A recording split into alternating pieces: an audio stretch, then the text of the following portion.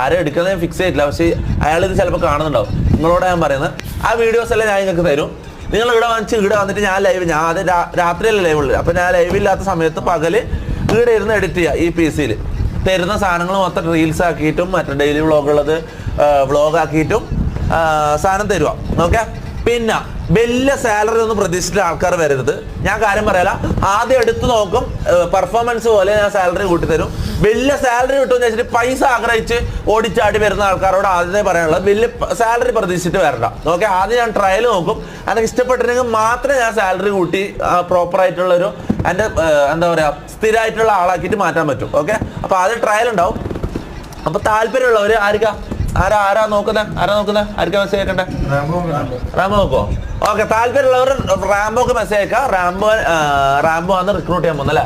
ഒരു 15 ഒരു 500 ആൾക്കാർ എന്തായാലും വരും. അപ്പൊ അതിൽ ബെസ്റ്റ് ആയിട്ടുള്ള ഒരു